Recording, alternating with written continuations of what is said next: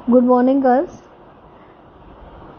हमारा chapter number 7 चल रहा है जिसका नाम है खनिज एवं ऊर्जा संसाधन। आज हम इस चैप्टर में पढ़ेंगे भारत में खनिजों का वितरण या खनिज पट्टियां जिसे कहा जाता है। देखिए, मैंने आपको पहले बताया था जब चैप्टर शुरू किया था कि भारत में उत्तर भारत में जो भूमि है वो कृषि के लिए उपयोगी है, क्योंकि वो भूमि नदियों द्वारा लाई गई मिट्टी है। वहाँ पर कृषि बहुत अच्छी होती है, उपजाऊ भूमि है। लेकिन दक्षिण भारत की जो मिट्टी है वो ज्वालामुखी के लावे से बनी हुई है, पठारी क्षेत्र है। यह क्षेत्र वो क्षेत्र है जो खनिजों का भंडार है। तो भारत में जो खनिजों का वितरण है वो दक्षिण भारत में ज़्यादा है, और इसी दक्षिण भारत में हमने भारत में जो खनिजों का वितरण बताया है, उसकी खनिज पट्टियाँ बताई हैं, वो सब दक्षिण भारत के अनुसार ही है, जिसमें उत्तर पूर्वी पठारी प्रदेश है। उत्तर पूर्वी पठारी प्रदेश जो पूर्व में है और पठारी भाग है, जिसके अंतर्गत झारखंड, उड़ीसा, पश्चिम बंगाल तथा छत्तीसगढ़ शामिल है। इस पट्टी में अनेक प्रकार के खनिज पाए जाते हैं, जैसे लोहा, यस्क, कोयला, मैग्नीज, बॉक्साइट, अभ्रक। ये सारे भाग पठारी भाग हैं जहाँ पर बहुत तरह के खनिज पदार्थ मिलते हैं। इसे उत्तरी पूर्वी पठारी प्रदेश कहते हैं। दक्षिणी पूर्वी पठारी प्रदेश, दक्षिणी पश्चिमी पठारी प्रदेश, जिसके अंदर पश्चिम वाले भाग आएंगे कर्नाटक, गोवा, तमिलनाडु, केरल, दक्षिण और पश्चिमी भाग। यहाँ पर भी लोहा, यस्क, मैग्नीज एवं चूना पत्थर पाया जाता है। जो थर्ड पट्टी है, थर्ड बेल्ट है, थर्ड बेल्ट में नॉर्थ वेस्ट प्रदेश आएंगे। इसमें राजस्थान और गुजरात के भाग आएंगे, जहां पर तांबा और जस्ता ज़्यादा पाया जाता है। नेक्स्ट है खनिजों की विशेषताएं। खनिज का क्षेत्रीय वितरण असमान होता है। आपको अब पूरे वर्ल्ड इंडिया के अंदर आपने पढ़ लिया है। इंडिया की बात करने यहाँ पर हम, क्योंकि जो बुक हम पढ़ रहे हैं वहाँ वो सारी इंडिया की है। भारत, लोग और अर्थव्यवस्था, ये बुक का नाम है। और इस बुक में हम कुछ भी पढ़ रहे हैं वो सारा इंडिया के अकॉर्डिंग पढ़ रहे हैं। तो खनिजों की विशेषताएं जो है उसके विषय में हम यहाँ पढ़ेंगे आज। खनिजों का क्षेत्रीय वितरण असमान होता है। पूरे भारत में आपने अब अलग अलग तरह के खनिज मैंने आपको पढ़ाए हैं, उसमें आपने देख लिया होगा कि पूरे भारत में सब खनिज पदार्थ एक समान नहीं होते। कुछ कहीं और कहीं होते, जैसे लोहा पाया जाता है, कोयला पाया जाता है, पेट्रोलियम है। पेट्रोलियम वाला जो क्वेश्चन है मैंने आपको आपके होमवर्क वाले क्वेश्चंस में लिख के दिया है, वो आप खुद सॉल्व करेंगे कि पेट्रोलियम कहाँ कहाँ होता है। वो आपकी बुक में पूरा अच्छे से दिया भी हुआ है।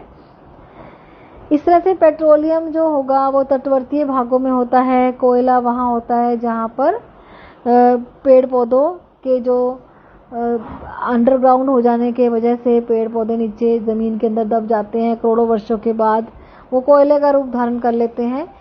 और इसके अलावा तांबा जो है वो राजस्थान और गुजरात में पाया जाता है। और जहाँ पर कोयला लोहा है, लोहा या यस्क, वो मैंने आपको बताई है वो वाले क्षेत्र, जैसे झारखंड है। झारखंड में झरिया जो जगह है वहाँ पर कोयला ज़्यादा पाया जाता है। उड़ीसा है, उड़ीसा में लोहे की मात्रा बहुत ज़्यादा है।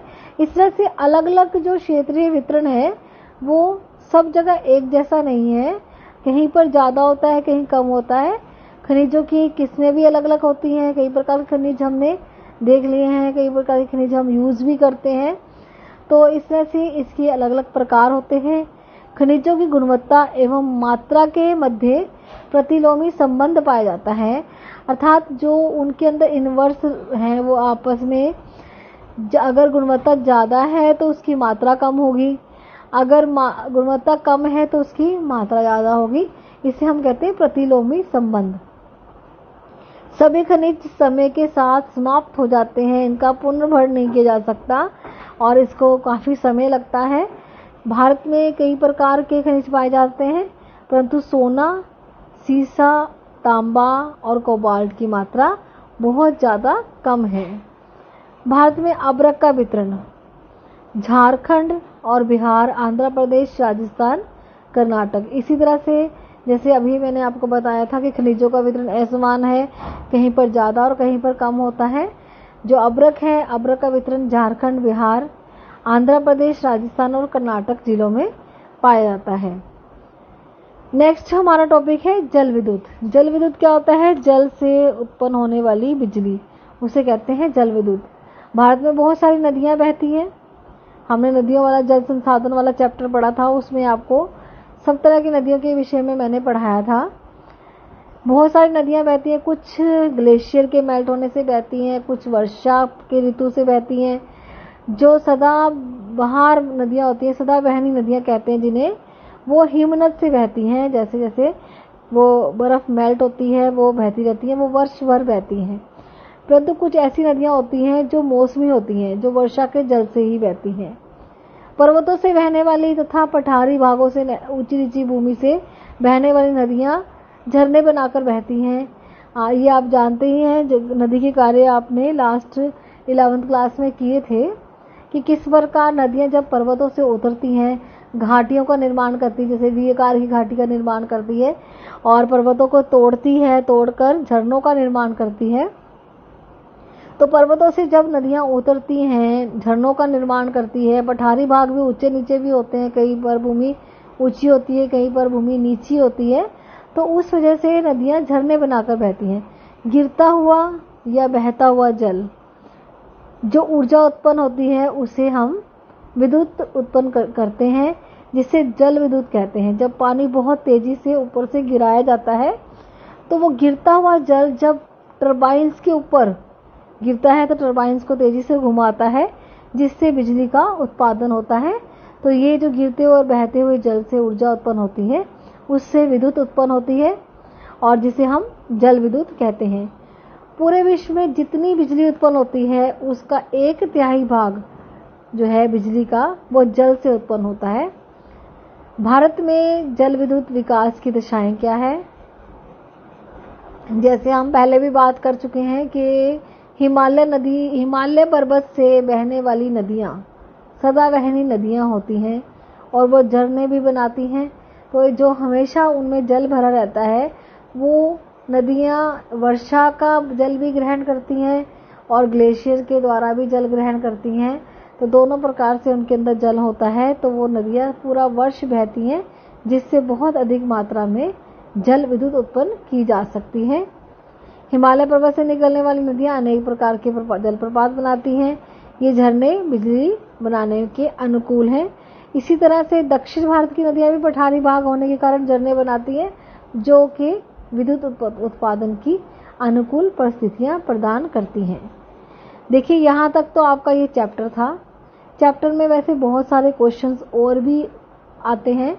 मैंने कुछ क्वेश्चन आपको ये लिख के भेजे हैं।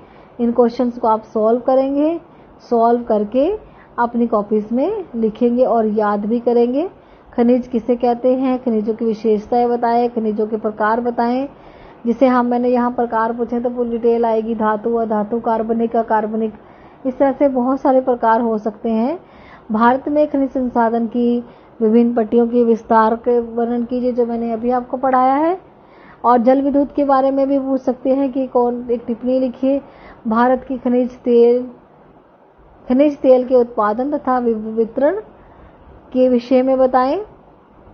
भारत में कोयला, लोहा, तांबा, बॉक्साइट के वितरण के विषय में बताएं। भारत के में अब्रक कहाँ कहाँ होती है।